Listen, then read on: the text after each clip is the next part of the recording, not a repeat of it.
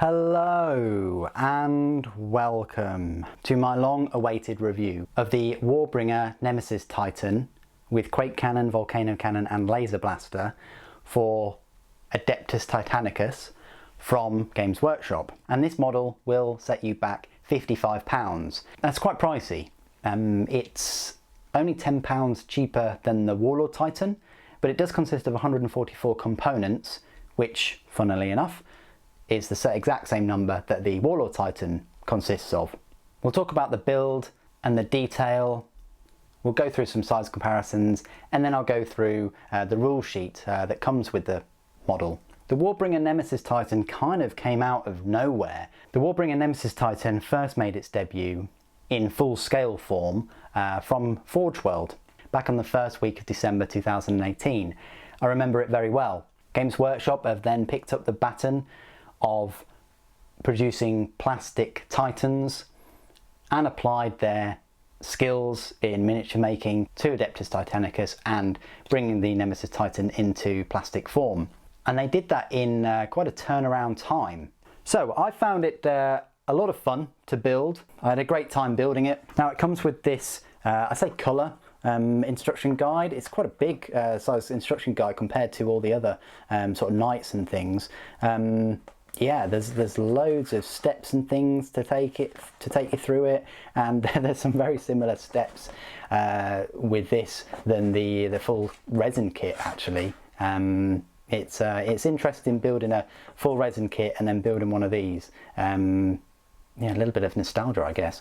Anyway, so you get one of those instruction guides, which is lovely. You also get these 3 weapon cards and one of these order sheets for the game. We'll go through those a little bit later on. But first of all, let's have a look at the model itself. We'll go through some detail. It's not in the same pose or armed the same way as my full-scale Nemesis Titan. I've tried to make all of my other Adeptus Titanicus Titans in the full-scale poses, so they mirror them. But this one, I hadn't yet decided on the pose for the Nemesis, so for this particular plastic one I just went for quite a boring sort of standing defiant pose. I also had the Quake Cannon a bit too high to begin with, and then I decided to reposition it later on to have it a bit lower. I'm now regretting that again, and I wish I had it just a little bit higher, probably about there maybe, but you know, such is life. It's still fine as it is. In a way it kind of takes the focus off that big gun and puts them on these. It's a shame that you don't get any other weapon options in the box. They are swappable completely with the Reaver Titan weapons.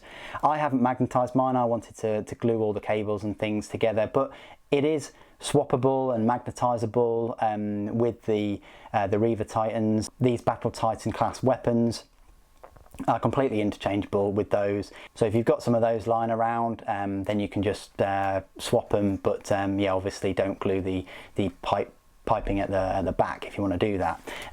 You can opt to glue these or keep them loose, these Anvilus cannons, if you wish. Likewise with the void shields, but I've just kept mine on. I've glued mine. The attention to detail is absolutely quite stunning. Even the grating there and the little Mauler bolt cannons. And the piping and the tubing, there's just so much going on with this model. Yes, it's £55, but it's as close to a Warlord Titan as you can get. It's such an upgrade in comparison to the Reaver Titan. There's so many more sort of armour plates and things going on, and so many different weapons as well. For instance, it's got the 3 Mauler bolt cannons as point defences.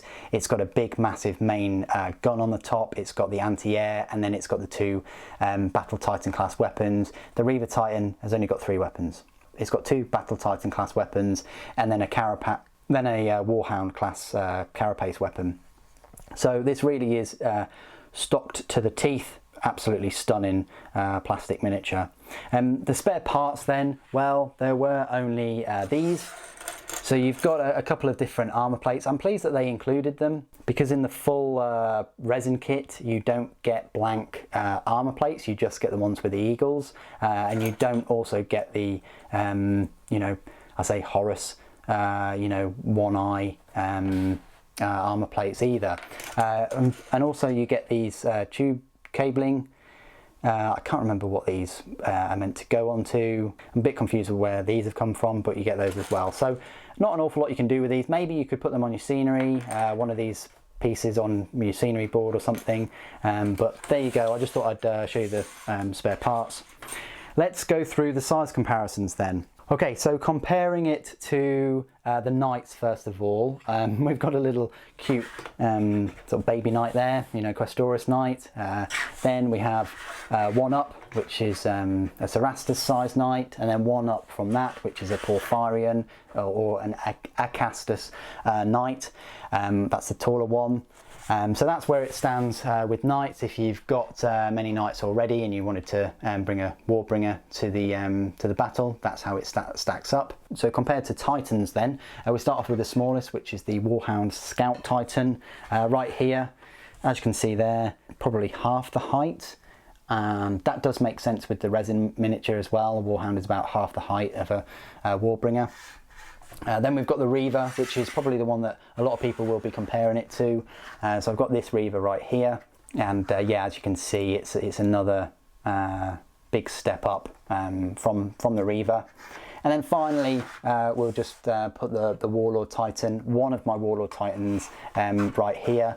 It's got wobbly Apocalypse missile bank syndrome at the moment because I haven't got the 2mm by 2mm magnets yet. I'm sure they would survive without the 2mm because I've got some 1mm ones, because the plastic is so light anyway that any kind of magnetisation would help. I don't know, I'll try it out. I don't really, I mean, I could put a magnet in there, possibly. No, I definitely can't put a magnet in there. But I could put a magnet on this, the 1mm one. I'll try it out and tell you my result. But yeah, that's where it stands next to the Warlord Titan. So Warlord Titan is a little bit bigger, not as much of a step up than the Reaver is to the Warbringer, but still, because the hips are almost the same height, just the Warlord brings an extra almost head higher, and the big carapace mounted weapons and the Void Shield generators are right on the top there, whereas the Void Shield generators for the Warbringer are, I'd say, somewhat exposed on the rear and the back. You know, if you get a faster Titan round there, that is going to do a lot of damage. Everything's sat a little bit lower. I mean, look at the power exhaust vents. They come in right off the top there, whereas the Warbringer are, you know, a fair bit lower. But yeah, you know, in terms of point defense, the Warlord's got 2 twin-link las cannons at the rear, and the Warbringer's only got that one Mauler bolt cannon. But the Warlord does have two more Mauler bolt cannons on the front, likewise with the Warbringer. So that's all the size comparisons with Adeptus Titanicus. I always like to do my classic size comparisons with Space Marines. So here we are. We've got the Legacy Space Marine there, Primaris there, and then Sly Marbo in the middle. As you can see, you know, it's going to dwarf all of them. Could you have it as some kind of AdMech thing? I'm not sure. The jury's out on that, whether you can use these Titans as some kind of walker or whatever, because everything just looks miniaturized, like the bolts and things. I hope those size comparisons have helped. Okay, and this is pretty much my world exclusive first look at the finished Warbringer Titan. There are reasons why all the armor plates on the bottom aren't glued on for painting purposes. So he's looking very thin at the moment, leg-wise. He's not looking as thick as he should be, and he doesn't have the full armour on the top either. But that gives you some kind of idea that these Adeptus Titanicus are a 1 to 200 scale. So I hope that size comparison has been interesting too. You're not going to get many of those size comparisons on YouTube. Okay, so the final part of my review, I'll just go through some of these rule things that you get included. So nothing on the back, just a Titanicus, Legio Titanicus symbol. It says Warbringer Nemesis Titan, scale 9 Immensus, 325 points, plus the weapons. Ardex Defensor Cannon. When the Titan is activated in the combat phase, each enemy unit that is within its front or rear arc and within 6 inches suffers D3 strength 5 hits. You've got a Commander 4+, Ballistic Skill 3+, Speed 5 to 7 inches, Maneuver 2 or 3, and Servitor Clades are 4. The head, you've got 12-14 direct hit, 15-16 devastating hit, and 17 plus critical hit. The body, you've got 11-12 direct hit, 13-15 devastating hit, and 16 plus critical hit. And then the legs, you've got 11-13 direct hit, 14-15 devastating hit, and 16 plus critical hit. Now, you've got a number of weapons here. It even gives you a list. So for the left and right arms, they're both exactly the same. You can pick the same weapons if you want. You've got a melter cannon, a volcano cannon, laser blaster, or gatling blaster. So much like the full-size model. And here it is right here. So this is the laser blaster. So that's that one on the left arm. That's 25 points there. It's a range short 16 inch or long 32 inch with an accuracy of -1. Dice, its arc and its dice is 3 and strength is 8, and the traits are shield bane, draining, 10 plus is weapon disabled. Then you've got the right arm weapon, which is the Bellicosa Volcano Cannon, which costs more than double the points of the laser blaster at 55 points. It's an arc weapon. Its range is short 30 inches but long at 60 inches. Dice 1, strength 12, traits blast 5 inches and draining, 11-14 weapon disabled, and 15 plus weapon critically disabled. And then finally, the carapace weapon. You've got a choice of two here. You can have a Mori Quake cannon or a Bellicosa Volcano cannon.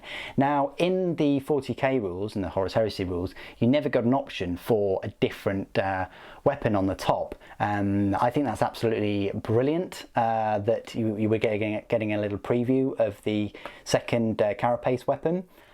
I hope it's on its way. I hope it doesn't take as long as the new Reaver carapace weapons, or the other Warlord carapace weapons. I am going to go absolutely bonkers if and when Forge World release the Bellicosa Volcano Cannon for the Warbringer. It's not going to be the same range as the Quake Cannon, no way. I mean, the Quake Cannon in 40k range is like 480 inches and the Bellicosa is only like 180, so it's much less than half range, but it is immensely powerful. It would be nice to see this one kitted out with all volcano cannons, 2 volcano and 1 bellicosa. Anyway, what it comes with is the Mori Quake cannon, and that only costs you 20 points. It's an arc weapon. Range is short of 24 inch, accuracy -1, but the long range is 72 inches.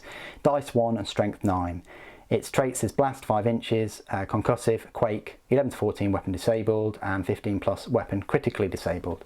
So there you go. I hope those little rules and things mean something to you. The Quake cannon, weapon disabled, repair weapon is 3 plus. For the Bellicosa Volcano Cannon it's 5 plus, and for the Laser Blaster it's only 4 plus. So easier to repair the Quake Cannon.